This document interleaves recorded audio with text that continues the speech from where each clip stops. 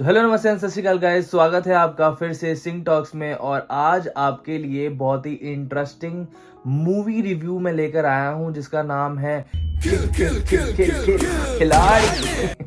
जी हाँ, यही उसका थीम सॉन्ग भी है और इसमें लीड एक्टर है रवि तेजा। और बहुत ही एक टिपिकल साउथ मूवी है। अगर आप लोग कंपेयर कर रहे हैं पुष्पा से इसको, तो पुष्पा एक बहुत ही राइजिंग साउथ मूवी को बोलूँगा कि बहुत ही अच्छा स्क्रिप्ट, बहुत अच्छी स्क्रिप्ट और बहुत ही अच्छी एक्टिंग अल्लू अर्जुन की तरफ से। पर उसको आप इसके साथ बिल्कुल भी कंपेयर मत कीजिए। मैंने देखा है बहुत ही ज़्यादा मूवी रिव्यूअर्स इसको पुष्पा के साथ कंपेयर कर रहे हैं कि जैसे कि मूवी का बजट बहुत ज़्यादा था और पिक्चराइजेशन, ग्राफिक्स एंड ऑल बहुत ज़्यादा अच्छे थे। तो एक नई हाइट्स पे साउथ की मूवीज़ जा रही हैं। एंड कंसीडरिंग द फैक्ट कि जो ये वाली मूवी है वो हिंदी में भी रिलीज़ की इसलिए गई है ताकि इसका रीमेक ना बन पाए। और हालांकि जो सलमान खान है वो इसके राइट्स लेना चाह रहे थे, बट ऐसा नहीं हो पाया। और एक हफ्ते पहले ही मूवी रिलीज से इसको डिसाइड किया गया कि इसको हिंदी में भी वो लोग डब करना चाहते हैं। और एक हफ्ते के अंदर उन्होंने डब भी की और सक्सेसफुली सिनेमा थिएटर्स में उसको लॉन्च भी किया। हिंदी में लॉन्च तो कर दिया उन्होंने, बट क्या उनको लगता था कि ये पुष्पा जितना ग्रोथ करेगी इसलिए उन्होंने किया? बिकॉज मुझे ऐसा लगता है कि अगर वो हिंदी में रीमेक ना करके अगर इसके राइट्स कोई खरीद रहा था तो उसको ज़रूर बेचना चाहिए थे। बिकॉज मे बी इसका रीमेक साउथ की मूवी से ज़्यादा अच्छा बनता, क्योंकि बिकॉज टिपिकल साउथ मूवी में आपको थोड़े से इलॉजिकल सेंस ऑफ ह्यूमर्स, थोड़े किडिश ह्यूमर्स देखने को मिलते हैं। और हालांकि बॉलीवुड में ऐसे किडिश ह्यूमर देखने को नहीं मिलते हैं, बट बॉलीवुड में और भी बहुत सारी चीज़ें देखने को मिलती हैं जो कंपैरेटिवली साउथ की मूवीज़ में बेटर होती हैं। तो ज़्यादा देर नहीं लगाऊंगा, बहुत सारे स्पॉयलर्स भी हैं इस वीडियो में। अगर आप एक्चुअल में मूवी जाके देखना चाहते हैं थिएटर्स में तो आप इस वीडियो को स्किप कर सकते हैं, क्योंकि इसमें मैं आपको स्पॉयलर्स भी दूंगा और मूवी की स्टोरी एक्सप्लेन करूंगा। बिकॉज मुझे नहीं लगता कि थिएटर में जाना एक वर्थ है। बाकी स्टोरी लाइन जो है वो मैं आपको थोड़ी सी यहाँ पे बताना चाहूँगा कि स्टोरी लाइन कैसी है। बाकी अगर आप वेट करना चाहते हैं कि ये OTT ऐप्स पे आए और आप देखें तो वन टाइम वॉच ज़रूर है, पर वो आप स्टोरी सुन के भी कर सकते हैं। स्टोरी बहुत ही इंटरेस्टिंग है। इसका मूवी का नाम खिलाड़ी से हटा के हम रख सकते थे ट्विस्ट, क्योंकि इस मूवी में इतने ट्विस्ट हैं भाई साहब, इतने ट्विस्ट हैं कि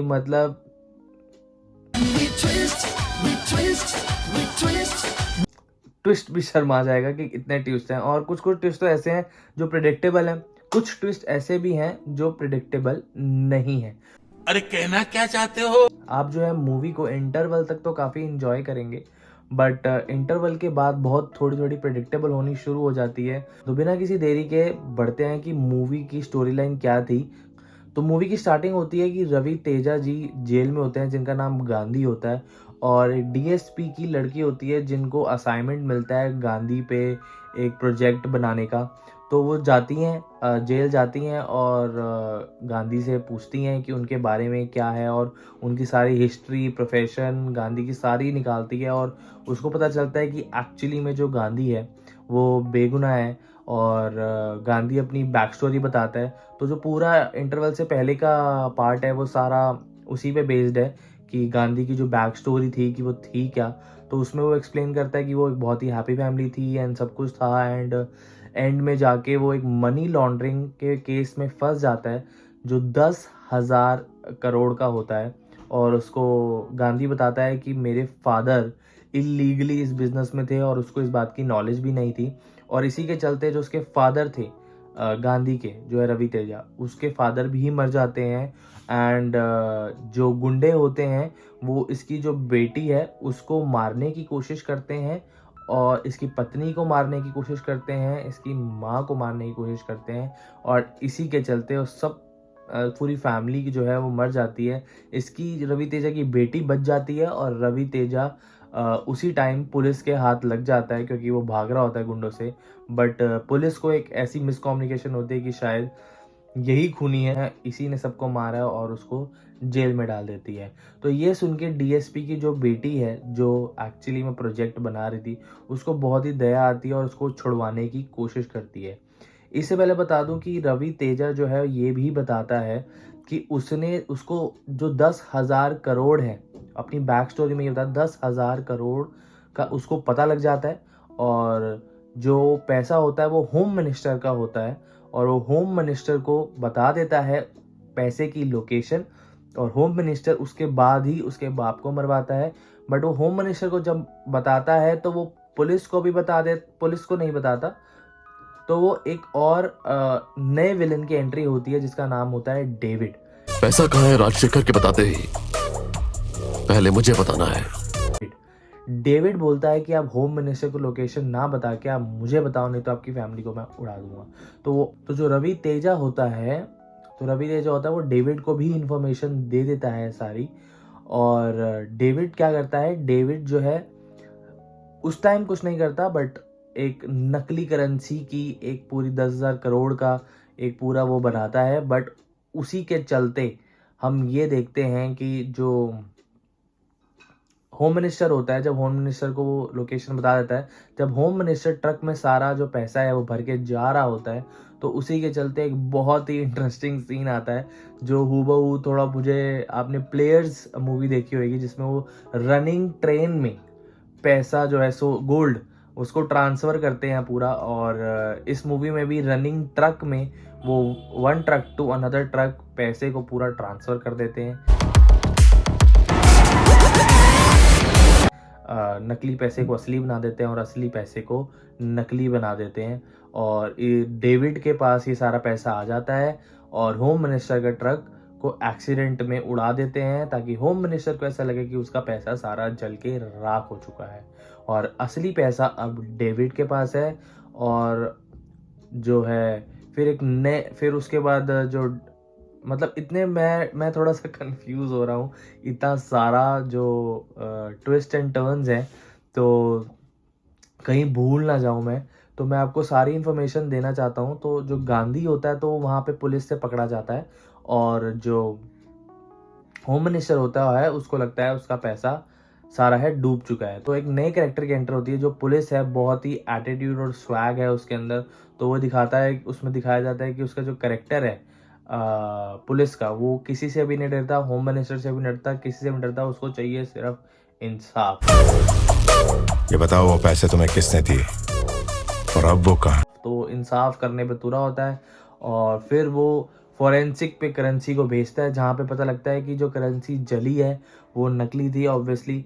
और होम मिनिस्टर को जब पता चलता है तो वो दोबारा अपना पैसा ढूंढना शुरू कर देता है, और यहीं पर ही डीएसपी की जो लड़की है, जब इसको ये सारी कहानी पता चलती है तो वो कहती है कि मैं गांधी को छुड़वाऊंगी। तो वो डीएसपी के मतलब अपने बाप के ऑफिस जाती है, नकली पेपर्स पे साइन करती है, और उसकी बेल को ग्रांट करती है, और उसको छोड़ दिया जाता है रवि तेजा को, और रवि तेजा जेल से बाहर आता है।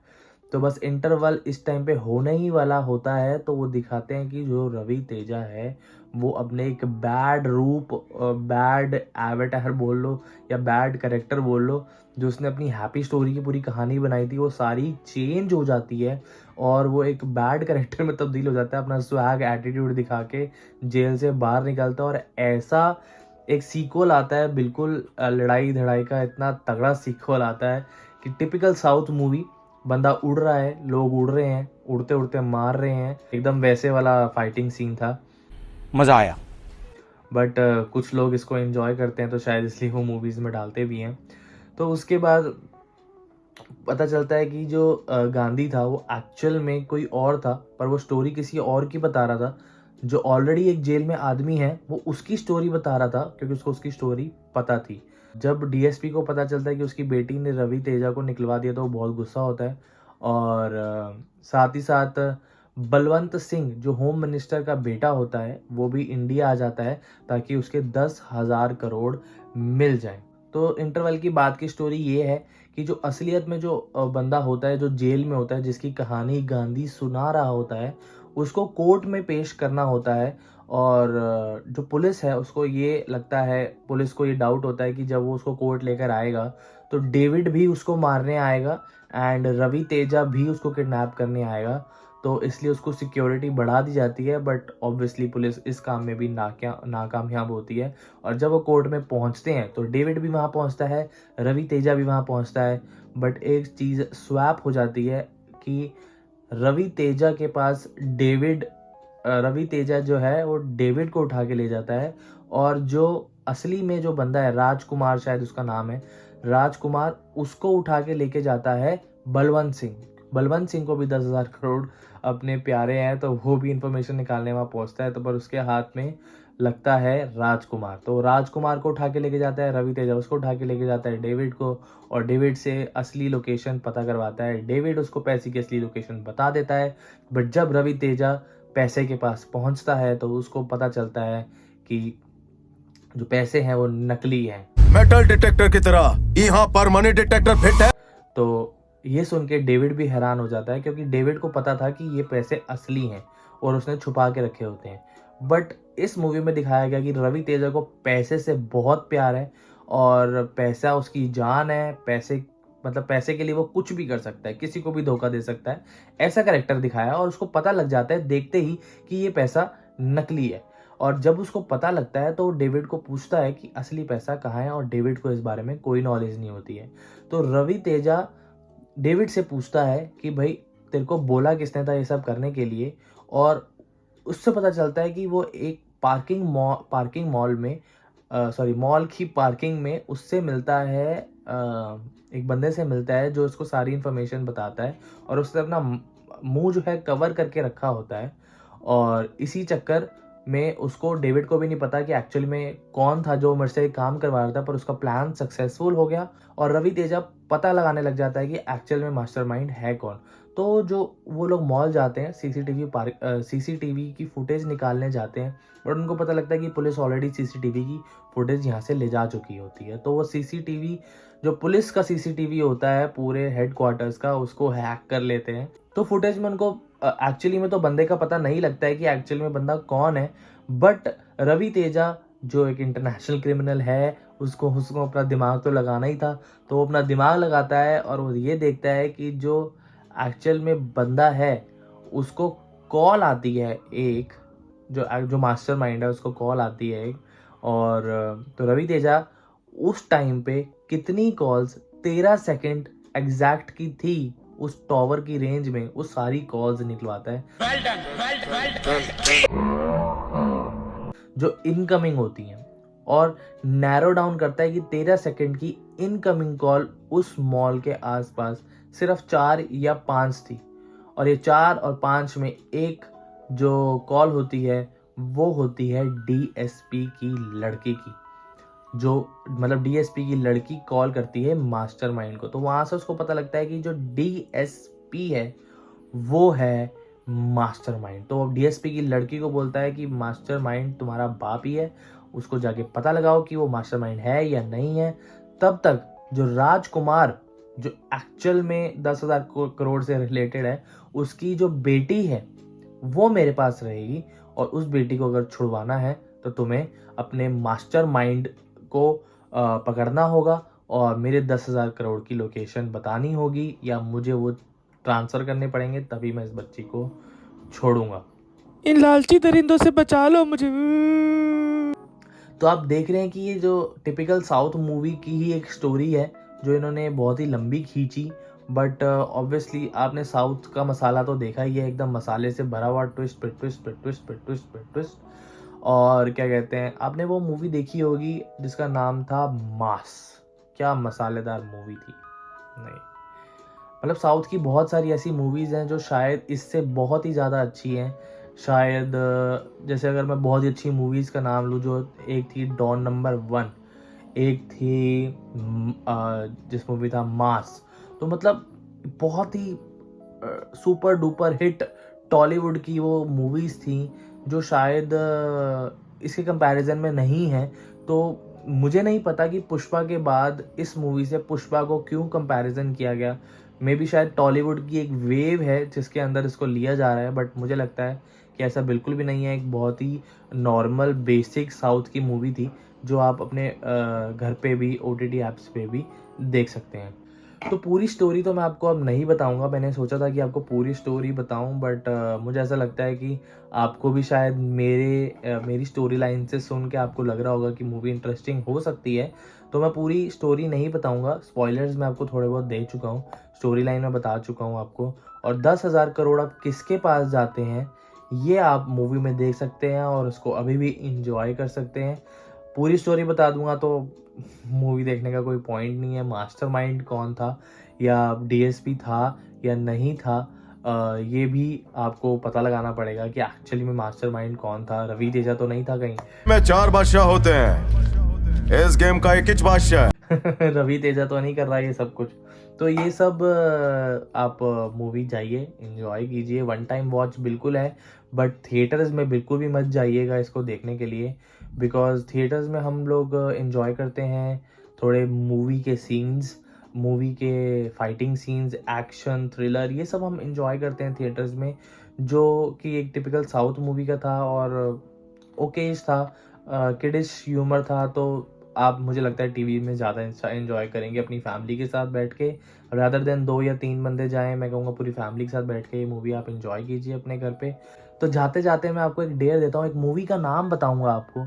मैं आपको डेयर देता हूँ आज कि आप वो मूवी देखें और कमेंट बॉक्स में आके बताएं कि आपने उस मूवी के एंड में हुआ क्या था। मैंने वो मूवी देखी है और मैं जानता हूँ कि किस फेज से मैं निकला हूँ। तो एक डेयर है कि मुस्कुराहटे एक मूवी है प्राइम पे, आप उसको देखिए।